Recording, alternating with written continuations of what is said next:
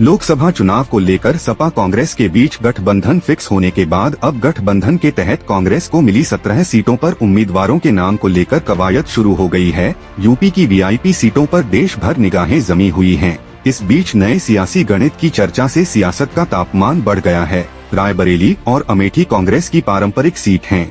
ऐसे में इन सीटों पर कौन चुनाव मैदान में उतरेगा, वैसे तो यह पूछने की जरूरत नहीं पड़ती, लेकिन इस बार समीकरण जुटा होने के बाद अमेठी रायबरेली पर कांग्रेस उम्मीदवार तय करने में हिचकिचा रही है। इसकी वजह साफ है कि राहुल गांधी अमेठी से 2019 का चुनाव हार चुके हैं।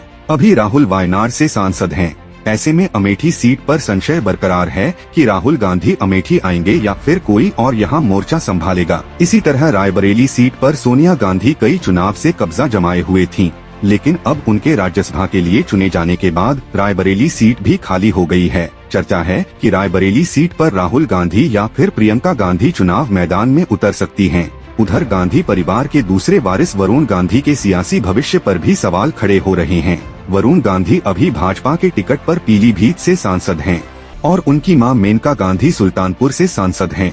चर्चा है कि विरोधाभासी बयानों के चलते भाजपा इस बार वरुण गांधी का टिकट काटने की रणनीति बना रही है। हालांकि हाल ही में वरुण गांधी की प्रधानमंत्री नरेंद्र मोदी से मुलाकात के बाद ऐसा नहीं लग रहा था, लेकिन राजनीति में किसी संभावना से इनकार भी नहीं किया जा सकता है, जिसके बाद कयास लग रहे हैं कि भाजपा से टिकट कटने की दशा में वरुण गांधी को इंडिया गठबंधन से भी चुनाव मैदान में उतरने से गुरेज नहीं होगा। इसी संभावना के दम पर चल रही एक और सियासी चर्चाओं ने अमेठी और रायबरेली सीटों को लेकर सियासी पारा चढ़ा दिया है। चर्चा है कि वरुण गांधी अमेठी से निर्दलीय चुनाव मैदान में उतर सकते हैं। वहीं सपा और कांग्रेस पीछे से वरुण गांधी को गठबंधन का समर्थन दे सकते हैं। यदि ऐसा हुआ तो इस बार अमेठी सीट पर मुकाबला रोचक होने के आसार हैं। पिछले चुनाव में राहुल गांधी को अमेठी सीट पर राहुल गांधी को हार का सामना करना पड़ा था। वहीं कांग्रेस की पूर्व अध्यक्ष सोनिया गांधी के राज्यसभा में जाने के बाद रायबरेली लोकसभा सीट को लेकर पूरे देश की निगाहें लगी हुई हैं।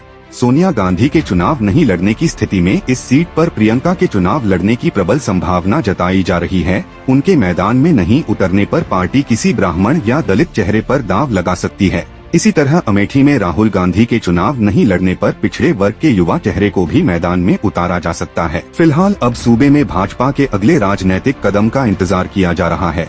अगर भाजपा ने वरुण गांधी को टिकट नहीं दिया तो संभव है कि इंडिया गठबंधन या निर्दलीय उम्मीदवार के तौर पर वरुण गांधी चुनाव लड़ें। हालांकि अभी तक आधिकारिक तौर पर यह बिल्कुल साफ नहीं हो पाया है वरुण गांधी किस सीट से चुनाव लड़ेंगे। वहीं पीलीभीत सीट पर भी वरुण गांधी के चुनाव हारने की संभावनाएं बेहद कम हैं। ऐसे में भाजपा के अगले सियासी कदम के बाद भी कांग्रेस सपा गठबंधन इस बारे में कोई फैसला लेगा।